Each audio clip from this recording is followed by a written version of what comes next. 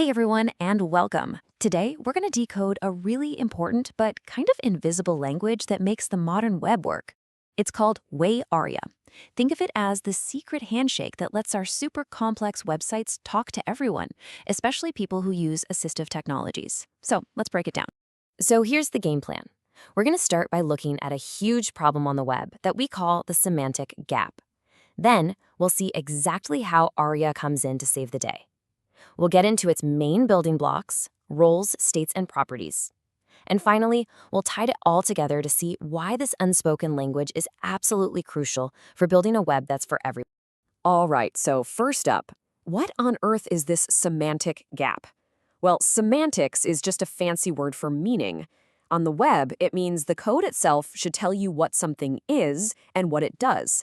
But with modern websites, there's often a pretty big disconnect. Okay, take a look at this. On the left, we've got a really nice, slick-looking date picker. You see it, you know exactly what to do with it. But if you peek under the hood at the code, you might just find a bunch of generic div and span tags. Just basic building blocks. A developer can use their magic with CSS and JavaScript to make these boxes look and act like anything. But that visual meaning, it doesn't automatically get written into the code's DNA. And that's the core of the problem, right? A screen reader can't see the pretty design. It reads the code. And to that piece of software, a pile of divs is, well, it's just a pile of divs. It has zero idea that it's supposed to be a date picker. It doesn't know you can click on it, it doesn't know there are dates to choose, and it can't explain any of that to the user. That right there, that's the semantic gap. So we have this massive communication breakdown. How do we fix it?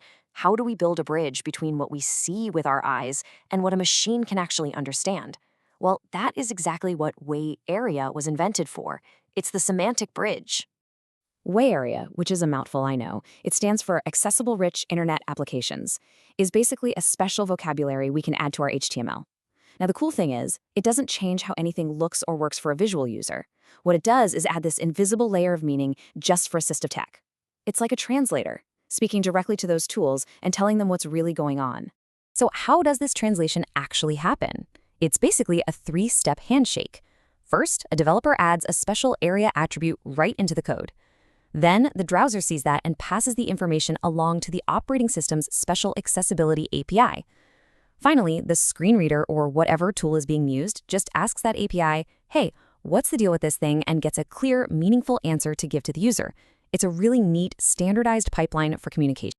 Now, to really get Aria, you got to learn its grammar. And the most basic part of any language is the nouns, right? In Aria, the nouns are called roles. They are the words that define what something is. A role attribute is basically a promise you make to the browser. When you add role equals button to an element, you're saying, hey, assistive tech, this thing right here, it's a button. I promise it will act like a button. It gives a generic element a real identity. And this actually brings up the number one most important rule of Aria. If a real HTML element already exists, like the button tag, always use that first. Aria is for when you don't have another choice.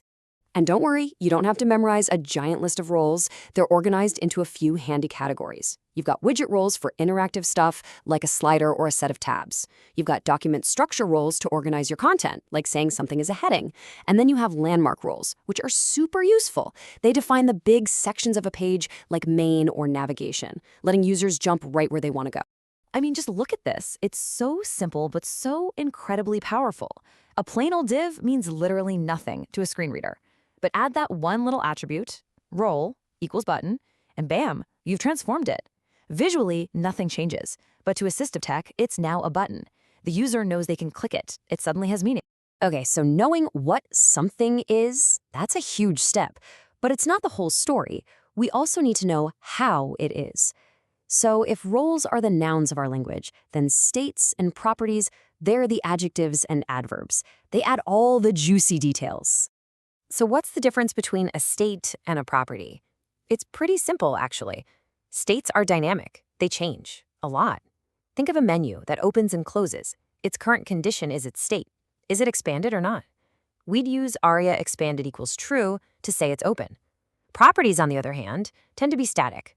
They describe things that don't really change, like which bit of text is the name for a certain input field.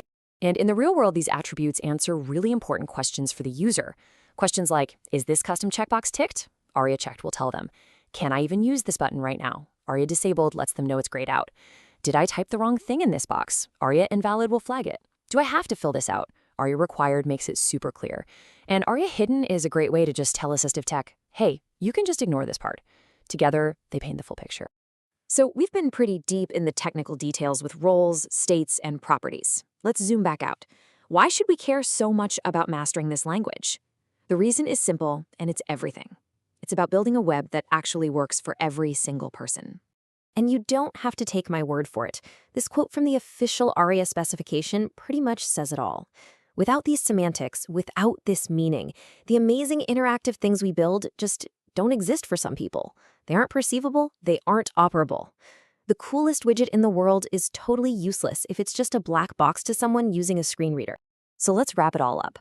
The big takeaway is that ARIA is the language we use to close that semantic gap. It has a simple grammar. Roles tell us what something is, a button, a menu, and states and properties tell us how it is. Is it expanded? Is it checked? Using this language isn't just some nice-to-have technical thing.